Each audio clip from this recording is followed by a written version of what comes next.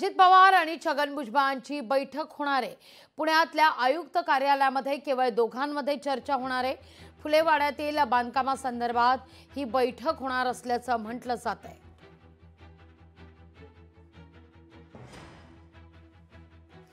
या सगळ्याविषयी अधिक माहिती घेण्याकरता थेट जाऊया आपले प्रतिनिधी चंद्रशेखर भांगे यांच्याकडे।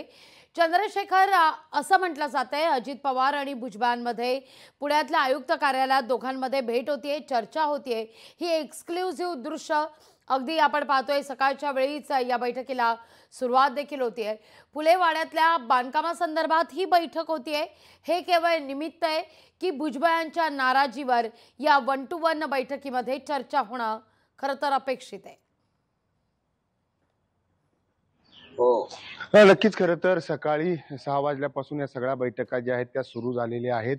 पुण्यामध्ये ज्या पद्धतीनं पावसाळा झाला आणि त्याची पूर परिस्थिती झाली, त्याची सुद्धा बैठक जी आहे ते अजित पवार जे आहेत ते पुण्यातील याच शासकीय विश्रामगृह या ठिकाणी घेत आहेत। त्याचबरोबर या शासकीय विश्रामगृहामध्ये मंत्री छगन भुजबळ हे सुद्धा रात्री मुक्कामासाठी आलेले आहेत। त्यांच्या समिती एक दुसरी बैठक जी आहे ती पुणे विभागीय आयुक्त कार्यालय या ठिकाणी असणार आहे। आणि खरं तर आपण पाहिलं की पालखी सोहळा जो आहे तो काही दिवसावरती आलेला आहे आणि त्या संदर्भातली सुद्धा बैठक जी आहे ती अजित पवार घेणार आहेत। त्याचबरोबर शहरामधील जे विविध विकास कामं जे आहेत ती आचारसंहितामुळे गेल्या 3 महिन्यापासून अजित पवार जे आहेत ते पुणे शहर आणि जिल्ह्यातील चंद्रशेखर, या तर सगळ्या बैठका आज होणारच आहेत।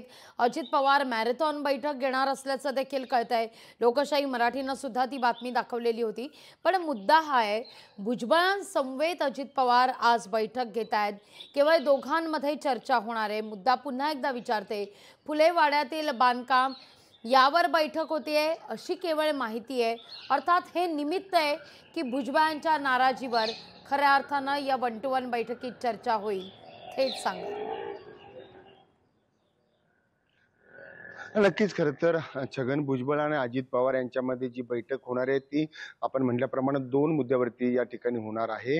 खरं तर फुले दाम्पत्य जे आहे त्यांच्या एकत्रीकरण जे स्मारक आहे भिडेवाडा या ठिकाणचं गंजपेठेतील, त्या संदर्भातील जो बांधकामाचं जे विविध विकास कामाचा जो आढावा आहे त्याची बैठक असणार आहे। आणि आपण ज्या पद्धतीने सांगितलात की या ठिकाणी छगन भुजबळ हे राज्यसभेसाठी इच्छुक होते आणि त्यांची कुठेतरी नाराजी आहे ती आपल्याला पाहायला मिळाली होती। काल स्वतः छगन भुजबळ यांनी सुद्धा बोलून दाखवलं होतं आणि याच नाराजीचा जी आहे ती नाराजी दूर करण्यासाठी ही बैठक होणार आहे असंही सांगितलं जात आहे। कारण पुण्यातील शासकीय विश्रामगृह या ठिकाणी दोन्ही दिग्गज जे नेते आहेत, आपण पाहिलं तर छगन भुजबळ आणि अजित पवार भल्या सकाळी हे एकत्रच आहेत आणि त्यांची बैठक जी आहे ती विविध त्यांची जी नाराजी आहे त्याचबरोबर विविध विकास कामं अशा वेगवेगळ्या विषयावरती या ठिकाणी होऊ शकतील। निश्चित। धन्यवाद चंद्रशेखर, तुम्ही दिलेल्या एकूणच सविस्तर माहिती करता। तुमच्याकडून या सगळ्या संदर्भात अपडेट घेत राहू। लोकशाही मराठी ऐका, पहा, जागरूक रहा।